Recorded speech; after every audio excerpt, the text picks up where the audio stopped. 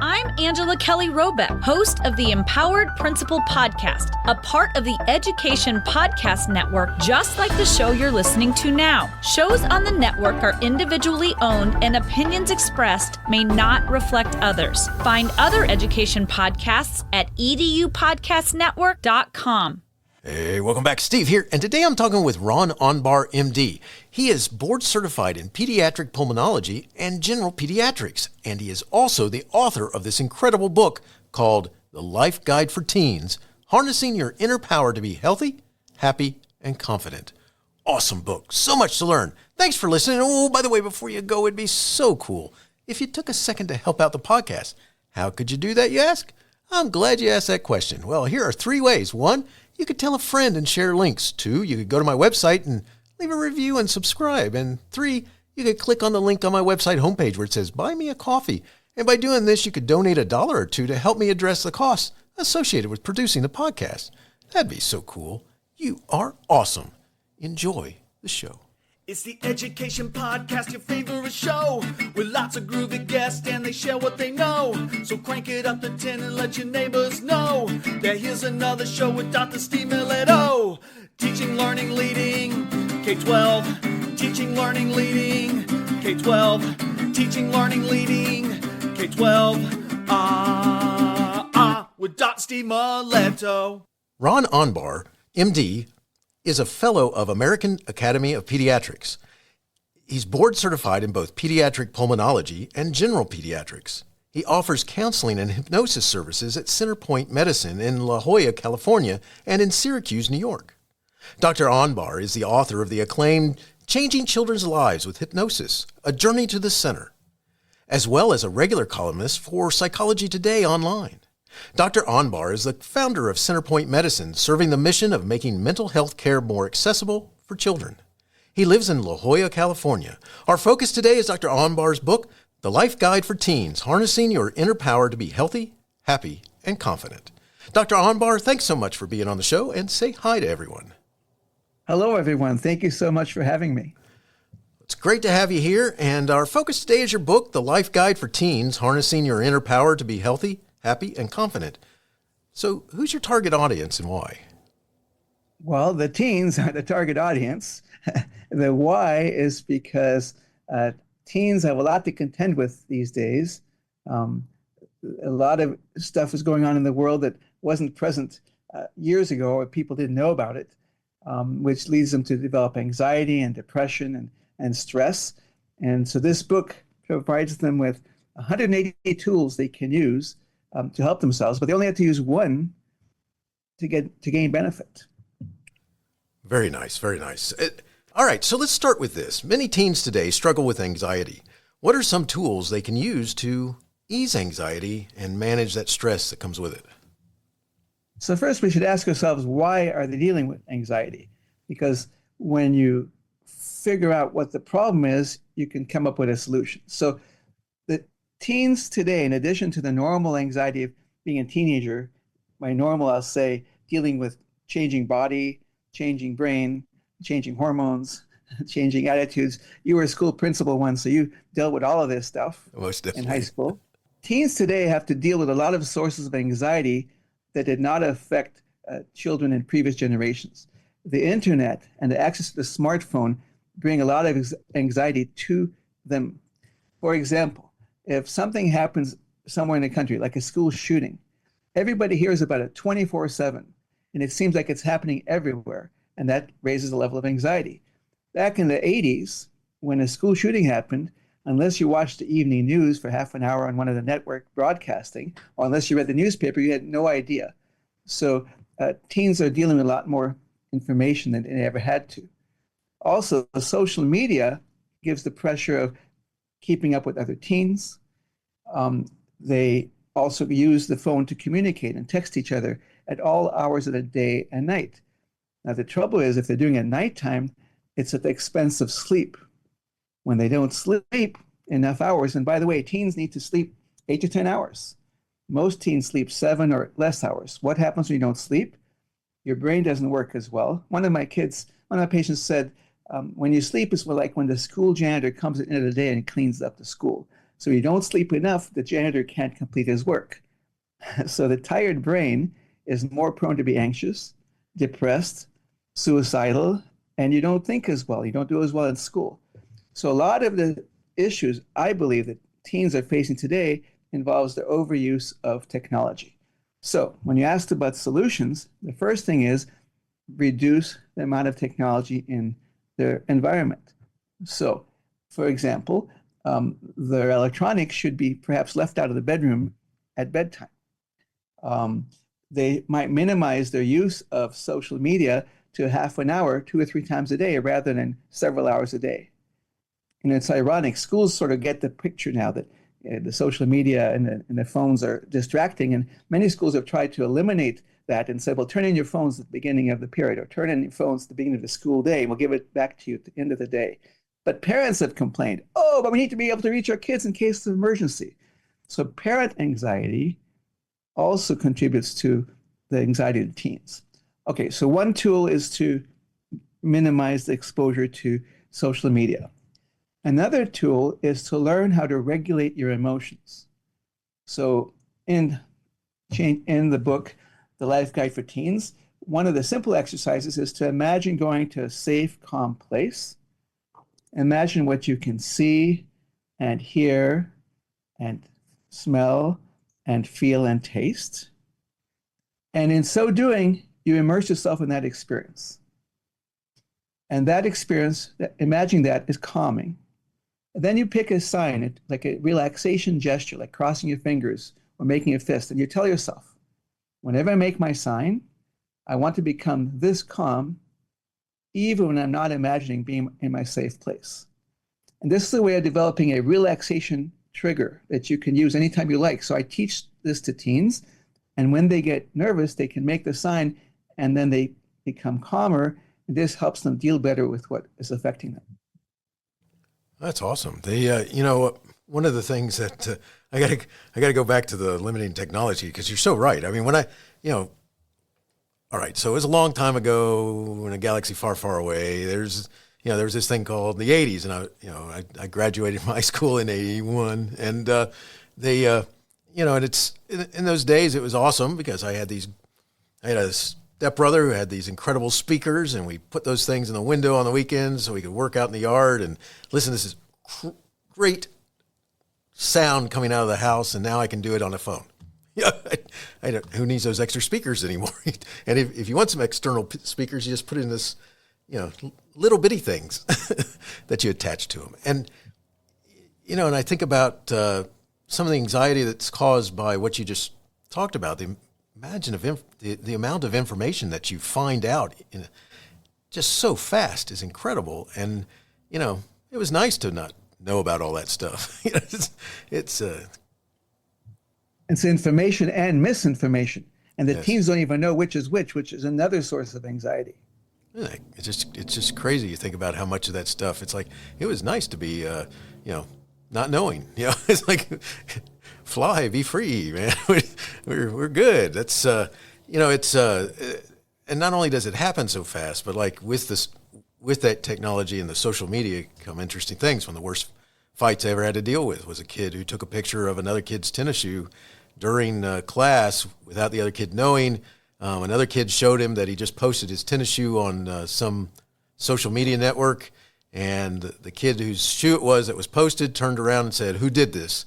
And another kid pointed him out, and he took, let's just say that much damage was caused as a result of that one picture of that tennis shoe and the little comment that was made underneath it.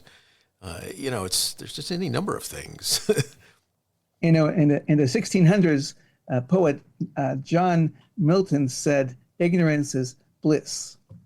And well, I don't completely agree with that, because I think you can gain knowledge, and if you can handle it properly, I think being knowledgeable and wise is better than ignorant.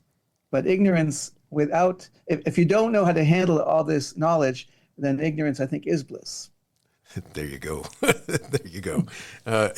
Yes, because a lot of them do not know how to handle it, especially jumping to conclusions like you're talking about, some of the wrong information that's out there, that if you just say, "Oh, my goodness, look at all this stuff," that's wow. And now, thanks to being able to create voices, create deep fakes, things like this. Oh my goodness, man. It's like we're in a strange world, is for sure, that's going to create anxiety. I love this stuff about regulating emotions too, because being able to maybe notice that you're not in tune with something's going wrong. The wheels are turning a little too fast. I think it's important that that's pointed out, because that's, especially having been a high school principal, and as well as a high school teacher, today they have a word, about regulating your emotions as well as the adult, and get a dysregulated kid and a dysregulated adult together, and wow, we're about to have fun. Well, that's a really important point you make. So in my book, every chapter, like the chapter on anxiety, has a section for parents, a note to parents about how to help their teens. And one of the things I tell parents is you should learn some of the techniques in teaching the teens, because you can regulate your own emotions. Like when you get angry, anger is really interesting, because when you get angry and yell at someone, they shut down.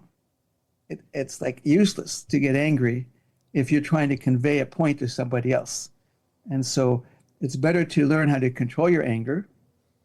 And then you can speak, let's say, to your teen, if you're a parent, in a calmer way. One tool to control anger is called the stop tool. So the S means stop. The T is take 3 deep breaths. The O is observe yourself as if you're a third person. Ask yourself what's going on here. And P, proceed with positivity. So get going, but be positive. And so let me then jump to one more tool for your listeners. After these, there'll be 177 tools left in the book. But this is really an important tool, and that is the tool of positivity. How we speak to ourselves affects how we react. How we speak affects how we react. This is not a new idea. The Buddha said this 2,700 years ago. What we think is what we become. Henry Ford, the car manufacturer, he said 100 years ago, whether you think you can or think you can't, you're right. If you think you can do it. If you think you can't do it. You're right. That's how important it is how we talk to ourselves. So for instance, if you tell yourself, I can't do something, your brain says, yep, can't do it. Now, if you tell yourself, I want to do this, the brain says, okay, how am I going to try to do this? Because the brain is sort of like a computer. So if your friend does something that makes you upset, you can say, I'm angry. And the brain says, yep, you're angry. If instead you say, I want to become calm, brain says, okay, how are we going to get there? So that's the first lesson actually I teach all my patients. I tell them, hey, watch how you talk to yourself. What you say is what happens. So anything negative that happens, you can frame in a positive way. Let's give one more example. Let's say you're very nervous about a test tomorrow. You can say, I'm really nervous. I'm afraid I'm going to flunk. And you'll get really nervous. Or you can say, tomorrow I want to feel very calm and confident. And that's what you become. And then you do better on your test. And that's a great tool for test anxiety. That's awesome, because it's so often we just, yell at ourselves, however we do it. Some people actually yell at themselves, and sometimes it's just in the mannerisms or words we might refer to ourselves in, and it's so important to understand and recognize when we're doing that, that go away, get this out of, be gone. All right. So one of the things that happens in a teen's life, and it's always been there, but I think it's, ramped up quite a bit now, is this possibility of disappointment. How do you help them deal with that? Well, first of all, learning to deal with disappointment is a really important key to a good life. There are parents these days who do not want their kids to be disappointed. So they do everything they can to protect their child from disappointment. There's the helicopter parent who micromanages a child and tells them, no, don't do that, do it this way. And the problem with that is that the child never learns to make their own choices. And then there's a new term I recently heard, the bulldozer parent or the snowplow parent. Those parents clear the path so there are no obstacles, so the teen just sails on through. The problem with both of those styles of parenting is the kid never learns to become disappointed, to be upset, and then pick themselves up. And when those kids grow up to be adults and go to college or join the workforce, they fall apart really quickly because, as you know, there are always disappointments in life. Okay, so what do you teach the kid? Well, first of all, teach the kid when you're disappointed, things do get better. That knowledge is really important, and you learn by experiencing it, and it's okay. Parents, it's a form of tough love. Your child fails, that's okay. They're going to learn from it. I give the parents this analogy. I tell them, when your toddler learned to walk, they would fall down, they get up, fall down, get up, fall down, get up until they walked. The falling down is part of the learning process. Their brain said, oh, I can't walk that way. And the teens are going through a similar process. So the first way of dealing with disappointment is to experience it and realize the world doesn't end, the world keeps going. Another way to deal with disappointment is to learn to put things into perspective. So for example, a cool tool is to say, will this matter a year from now or a month from now? If it doesn't matter, it's not that important. You could just let it go. And most of the things that upset teens won't matter a year from now. You couldn't care less if you flunked a test a year ago. You're moving on with your life. So keep things in perspective. And in the same light, I often work on bringing spirituality into my work with teens. Spirituality is not necessarily religion, but it's being aware there's something greater in the world than you. There's a greater power. You want to call it the universe, you want to call it God, you want to call it amazing coincidences, but there's a greater power. When you believe that, then you can look at events and realize, okay, this is pretty small in comparison to the greater power. And a quick example of how I teach about the greater power is I teach kids how to talk to the inner self, their subconscious. And the subconscious is usually wiser and smarter than the kid. And when the kid realizes that within them is a part of them that is smarter and wiser, that gives them more confidence, empowers them, and it also, I think, gives them a more spiritual sense because there is something greater than they are, and that's their own subconscious. That's so powerful. It's something that you think about being able to put some things in a perspective because all of a sudden everything that was so important might not seem so much. I had a chance to go fishing in Alaska in an area where you had to fly on a float plane into the area, and there were no other people there except the people that were there to help you fish and camp in the area. And so what was neat was there's nobody else there. Technology didn't work. In case of emergency, they had these satellite phones, but those were only used for emergencies. And then they had generators to help pump electricity into the freezers to keep the fish that you caught fresh. But other than that, and you want to talk about putting things into perspective, you're out there. And one of the things that was amazing to me was that, I grew up, I was in elementary school in the 70s. And in the 70s, especially in the early 70s, there had been decimation of the bald eagle population in the U.S. And because of past use of DDT and stuff like that. And it was just amazing for someone who grew up in that era where they were constantly talking to you about saving them. They were everywhere when I went just a couple of years ago. I'm like, oh my gosh. And coming back to what you talked about, helping put things in perspective and being able to say look at this, this is amazing. And that helps. That really helps. You start realizing what is important, I guess. I guess what you're telling me reminds me of a story that's not in my book, but I think it's worth telling.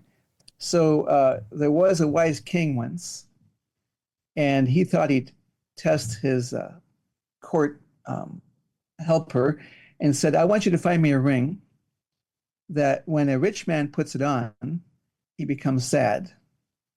And when a poor man puts it on, he becomes happy. And his court advisor said, okay, I'll do that. And he left. And the king laughed to himself. He's not going to be successful. I'll just laugh at him at his expense. So a year goes by because he was given a year to find this ring. And the day before the year was up, the court advisor found this merchant on the street selling rings. He said, do you have a ring that makes a rich man sad and a poor man happy? And the sales guy said, yeah. And so he gave him a ring and he inscribed something in it. The next day he came in front of the king and the king said, so did you find my ring? And the guy said, yeah, I found your ring. Here it is. So the king puts it on, looks at the inscription, and becomes very sad. He takes the ring off, and there's a pauper in the court, king's court, and the pauper puts it on, looks at the ring, and becomes really happy. What do you think the ring said? The ring said, what was inscribed was TTSP. TTSP. What does that stand for? This too shall pass. The king realized all of his riches will sometimes pass, became sad. The pauper realized he won't always be a pauper. He became happy. This is a way of putting things into perspective. That is awesome. I love that.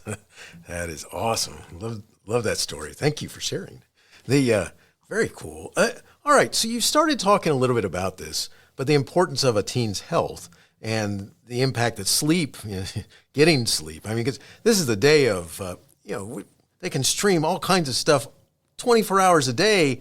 And, a long time ago, it seems like it wasn't that long ago, where a kid was, liking to read by flashlight under a blanket, when the parents thought, they were in bed asleep. Well, now forget that. They're somewhere locked up, streaming, battling aliens, or doing who knows what they're doing. That's it's like I can't go to sleep. I got to finish this. I got to finish this game. I got to do this.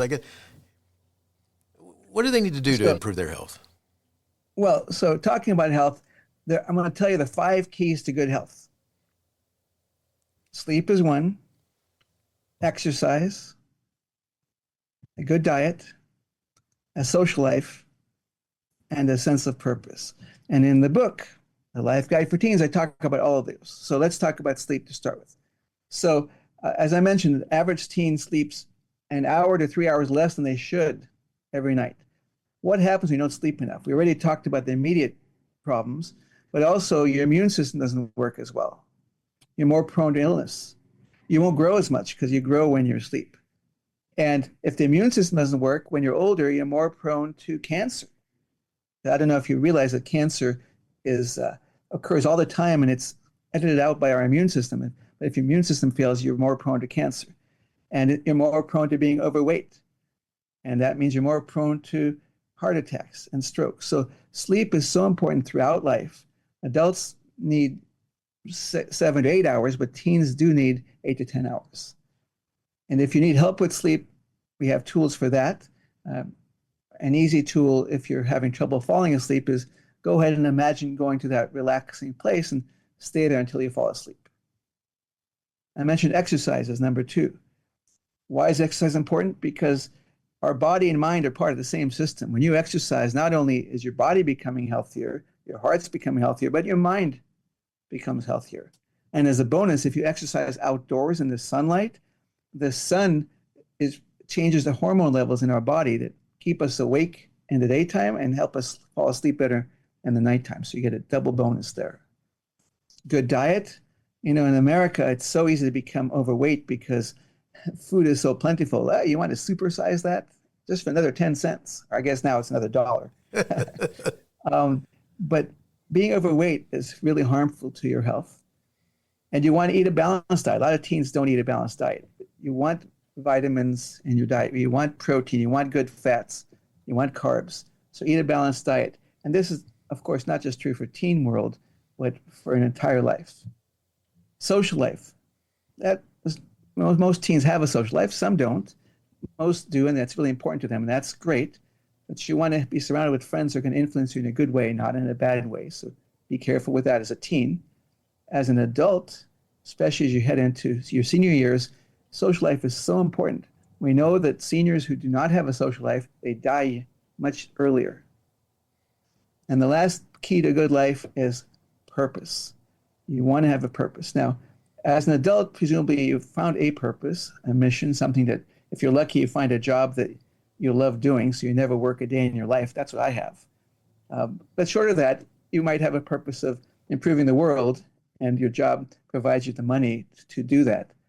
As a teen, teens are trying to find their purpose, but a simple purpose could be kind to others. which ultimately should be the purpose, I think, of most of us throughout our lives, is to be kind, and just we use our knowledge and tools to express our kindness. I do so through writing the books. You do so now through doing the podcasts.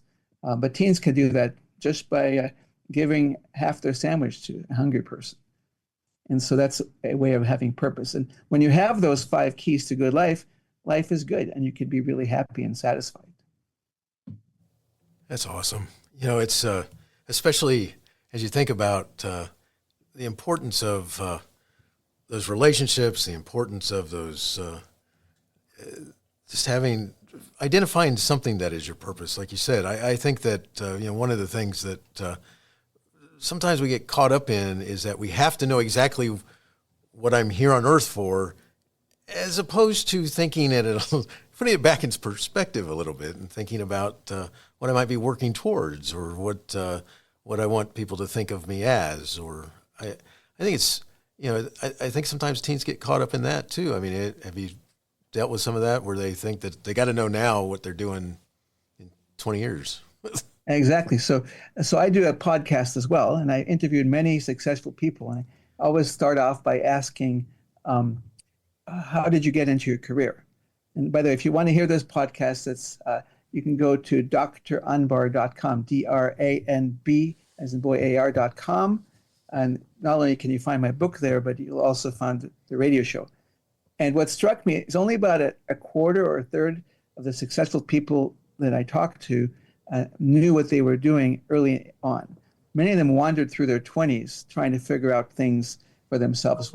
One individual who almost flunked out of high school and did nothing much of her life until the light turned on when she was 28, became a very successful doctor, as an example. So keeping things in perspective here is really good. So the teen does not have to figure out right away what's going on. Should not look for the perfect job to start with, because the first jobs tend to be more mundane, and that's okay. I also tell teens the average person changes career 5 times in their lifetime. So your first job is just your first job. There'll be others. Keep it in mind. Keep it in perspective. I love it. It's so important, because I just think there's a lot of emphasis, especially with them looking at social media and people who are, let's face it, many times lying about their status and in life and so forth like this, but it makes them feel this thought that they have to know now. And they're in their teen years. It's like, oh my gosh, man, or they're younger, and which is even worse, but especially in the high school days where it's like, we can figure some things out here, as opposed to thinking you got to know it. I teach teens that, it's great to have goals, and it's great to have high goals, but you should not judge yourself based on whether you achieved your goal or not. You should judge yourself about whether I have come closer to my goal. You should not judge yourself by comparing yourself to others. You should ask yourself, how am I doing? Am I improving? If the answer is yes, you can be satisfied. I also tell them this is especially important for the perfectionist teen. If you made every goal that you've set them too low. Then you haven't gotten to your best. So if you're a really great student, get straight A's, that doesn't mean that you did your best. It just means you got straight A's. On the other hand, you could get straight B's or C's, and you did your best. I'm proud of you, and you should be proud of yourself. That is awesome. All right, so one of the things you talked about was the idea of connecting with people, socialization, and stuff like this. What goes with that when you're a teenager is possibly that first romantic relationship, which can make some kids start thinking their world's done because it didn't work out, or the one person they really want to be romantically involved with doesn't even know they exist. What thoughts you got? So first of all, keep things in perspective. The first romantic relationship is rarely a long-term relationship. And the reason that is that, especially if you're in your teens, the reason is because as you both grow, oftentimes you don't grow in the same direction. So you could have a perfect relationship today, but next month it's no longer perfect because one or both of you have changed.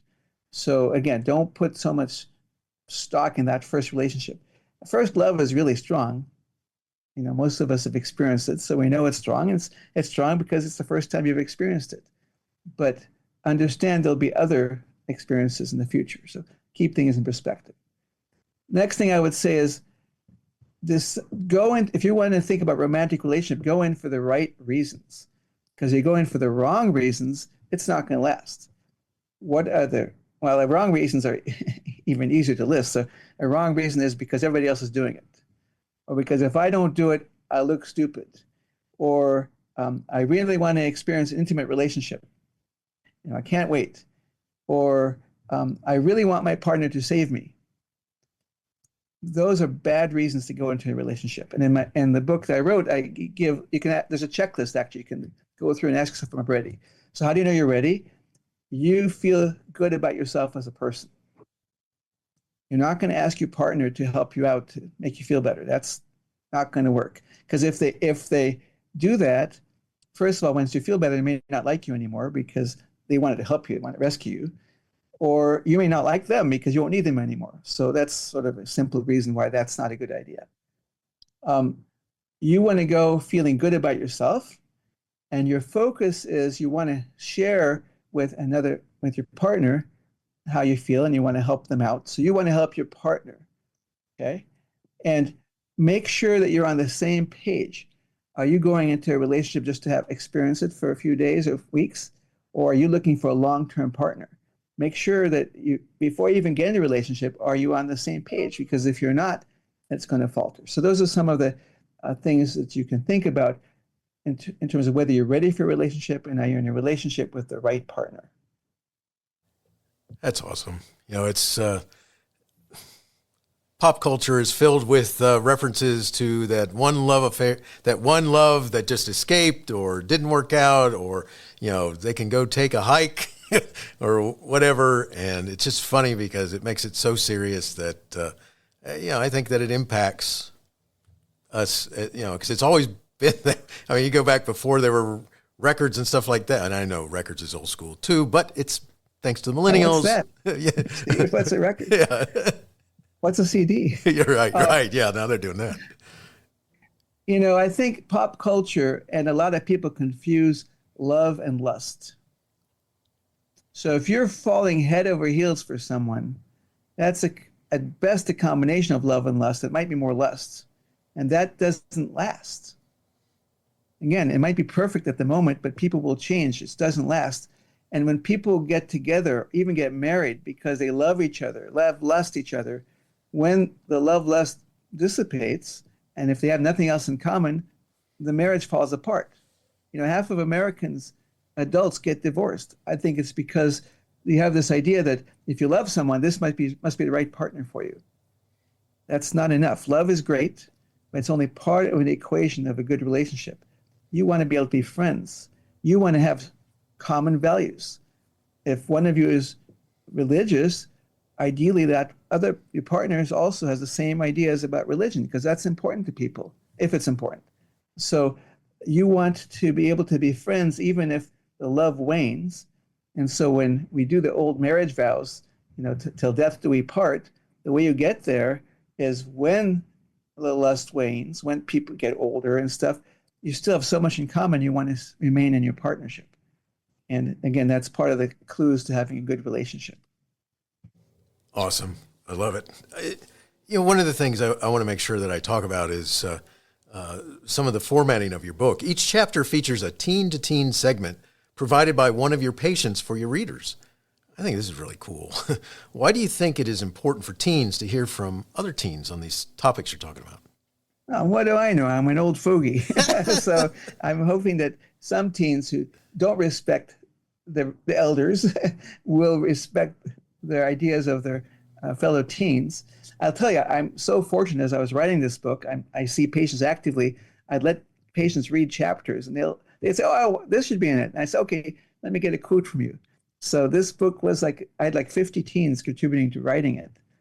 Nice. And I think if you look on social media, there are all these stories about people, their experiences, and it's of interest. So I figured if we put the teen-to-teen section, not only will teens hear from other teens, but they might read the book because they like to hear some of these stories. So that's the reason for the teen to teen section. Very cool. Well, powerful section. I love it. Earlier you mentioned, I want to bring you back to it, that you have in the Life Guide for Teens, you have each chapter ending with a note for parents. And here you have tips to help adults guide and support their teens while continuing to foster growth and independence. Can you talk a little bit about how parents and teens can improve their communication with one another? Yeah, so important, because so many times it falls apart. And I want to tell you an example of how it fell apart. So I worked with one teen who was a really nice guy, nice kid, nice parents. And one day he came in and he said, I'm mad at my mother. Why? She lied about me. What do you mean? Well, we went on a trip and she complained to my grandmother that I did not pack properly, even though she told me how to pack. And that never happened. And besides, she doesn't trust me when I do my homework. She keeps asking, have I done my homework? Are you going to tell your mother about it? No. And I said, well, I know your mother. Maybe you should bring her in and we talk about it. So we brought his mother into the room and we told her the story about the packing. And she said, I did so tell you about the packing. We were at dinner, your girlfriend was there, and I told you both. And the kid says, oh, yeah, sorry. And nice. It was resolved. Now, I can only imagine that if I hadn't intervened, he wouldn't have told his mother. He's very private. She would have noticed something was different because he didn't trust her. She would have changed perhaps how she acted towards him, and he would mistrust her even more, and suddenly you can develop a rift. I think this kind of story is a common way that teens and parents separate. And then when you start not trusting each other, then there's the yelling and there's slamming the door and keeping away because you can't deal with each other. Now, how do we improve things? First of all, it's really important for teens to respect their parents, but for parents to respect their teens. And some parents will say, especially old school ones, they have to earn my respect. It doesn't work that way. You respect your teens and they'll work their way up towards that. So when you have this discussion, hopefully not an argument, but even an argument, you want to listen carefully to what each person is saying. So if parent is speaking, I encourage the teen, listen. You don't have to agree, but listen. Make sure you understand what they have to say, and then repeat back your understanding. And then the parent has to do the same thing. So the teen explains themselves, and the parent has to say, this is what I understand you to be saying. And once both parties understand what each other is saying, first of all, they both feel heard. Because many parents say, my kid doesn't listen to me, which is true. But the kid says, my parents don't listen to me, which is true. So when you get past that, then I tell the parents, let the teen make the decision. So even if you disagree, unless it's a life-threatening issue, they're going to drive without the seatbelt, they're going to use drugs, something like that, you don't pull the parent card. You can't do that. You say, okay, we disagree. You make the choice. It's your life. And then this teen may learn the hard way, or maybe the parent will learn the teen was right all along. So what I just described is called active listening. And I encourage, and I've seen that turn families around. They start listening to each other, then they improve.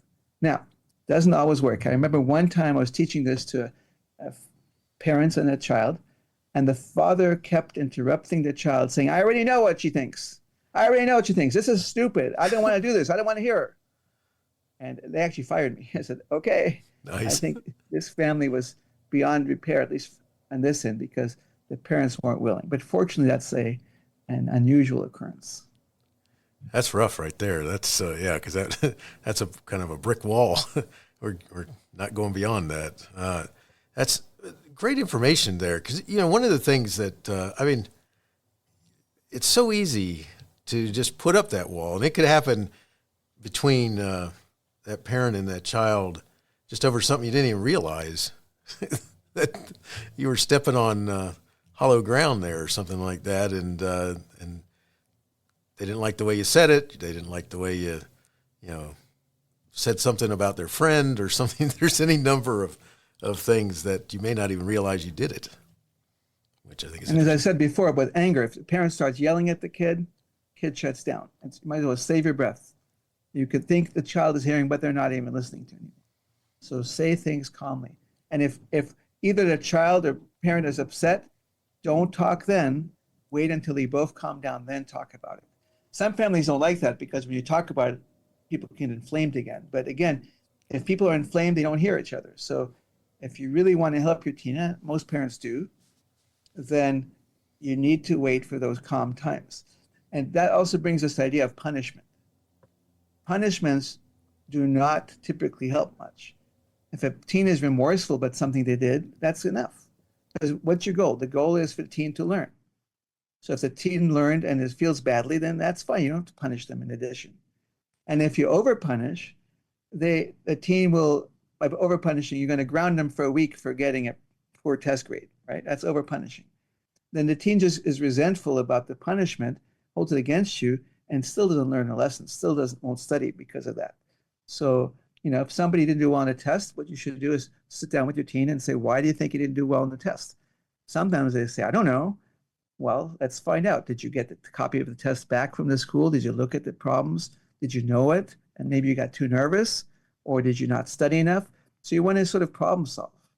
And that's how parents can help their teens, by helping them figure out what went wrong and how they could do better in the future. Excellent. I just wish you'd been around talking with my parents and me when dealing with we were on different planets when they were because they were divorced, and so they were depending on which way you wanted to go.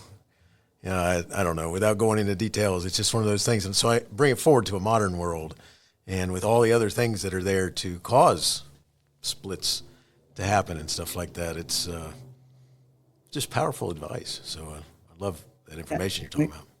Negotiating between separated parents is tough, and I advise teens stay out of it. Don't let them be the messenger for the other parents. Just say it's your issue. You don't like how my parent is raising me. You go talk to them. I'm not going to get in the middle of this. Keep your nose to the ground. Don't do your stuff. Nice. I like that. Good stuff. So, all right. So something that you mentioned in the book is change your life strategies that teens can use every day to lead happier and healthier lives. Can you just give us a little taste of what you're talking about? Well, I think I've been talking a lot about yes. life strategy changes throughout this. I guess another strategy I'll give is one of gratitude. Be grateful. You're so lucky if you're in America to live in a society that is usually enough food, you have a house around you. And by the way, if this does not apply to you, then there are resources in our society to help you. You just have to reach out. And if you're living in this country, there's wonderful things in nature. Here in La Jolla, the sky is blue and it's always rather warm. But if you're in the Northeast, you can enjoy the snow and the skiing. Be grateful. Look for things to make you appreciate how wonderful it is to be alive. And that's a great tool to keep things in perspective. That's awesome. Appreciate it. We're getting close to finishing up, Dr. Anbar. Where can our listeners find additional information, connect, and learn more? And you've shared with us a little bit about your podcast. May you mention that again and tell us everything else? So the same website, Dr. Anbar, D-R-A, N as in Nancy, B as in boy, A-R.com. That's a place you can find my book. But if you scroll to the top of the page, you'll find a lot of information about hypnosis. Hypnosis is something I've been doing for 25 years. That's a way of using your imagination to help yourself. So you can learn about that. You can learn about my other book, Changing Children's Lives with Hypnosis, if that interests you. You can also access a lot of blogs that I've written about topics relating to teens and psychology, as well as the radio show. Very cool. I'll have that information in my show notes, and so they can easily find you again. Good stuff. I got this last question that I saved because it's just so prevalent, and in our times and era, and it's interesting. I'll make a comment in just a minute as we start talking. But many teens are under pressure to be strong students and athletes. What advice do you have for them dealing with this? Because sometimes the pressures that are there kind of can knock them out of anything, or can just put so much pressure on them, or sometimes inspire them to do more things. So there are 2 chapters in the book to address that. There's one chapter, chapter 15, how to become better scholar. And then chapter 16, how to become a better athlete. So I would send people to those chapters, but I'll give you a couple of clues. So first of all, remember the goal is to become the best you that you can be, not to be the superstar. If you can, go for it. But if you can't, sports is still really helpful. You learn sports, you learn to be a teammate, you learn to work with other kids, you learn perseverance, you learn how to fall down and get back up. Sports are a great life skill. And academia, again, some people say, I once met a 17-year-old who said, I quit. I'm never going to be the best in anything, so might as well not do anything. And we had to work through that, but he did. He's now studying psychology in college. Nice. I think that it's great, again, to have good goals, but as I mentioned earlier, judge yourself against yourself. So am I getting towards my goal? Yes. I would tell people, there are all sorts of clues how to become, like if you want to become a better athlete, one quick tool is to imagine being a superstar athlete and pretend to be that person. And that will improve your athletic performance. If you want to improve better academically, you could, let's say you want to do well on tests, you could imagine taking the test, including in the room you're going to be in, and just walk in your mind what it's going to be like. And then when you get to the test, it'll seem like you've been there already and you'll do better. So lots of tools for both becoming a better athlete and a better scholar. Awesome. I love it. Dr. Anbar, thank you so much for talking with us about your book, The Life Guide for Teens, Harnessing Your Inner Power to Be Healthy, Happy, and Confident. Awesome book. Much needed information, powerful ideas and actions. Wishing you the best in all you do. Thank you so much for giving me the opportunity to speak with you and your audience. Hey, you have been listening to Teaching, Learning, Leading K-12, a podcast to help you help kids achieve their dreams. Teaching, Learning, Leading K-12 is a member of the Education Podcast Network. Podcasts for educators, podcasts by educators. Teaching, Learning, Leading K-12 is a member of the podcast network based in Canada called Voice Ed Radio. Voice Ed Radio, your voice is right here. The opinions expressed on Teaching, Learning, Leading K-12 are those of the guests and host. Teaching, Learning, Leading K-12 is intended to share ideas, advice, and suggestions. Teaching, Learning, Leading K-12 is produced for educational purposes. Hey, thanks for listening. It would be awesome if you visited my website at stephenmiletto.com and connected with me, left a review, and listened to more episodes. And by the way, you could also share it with your friends, with your family, and your colleagues. Thanks so much. You're awesome.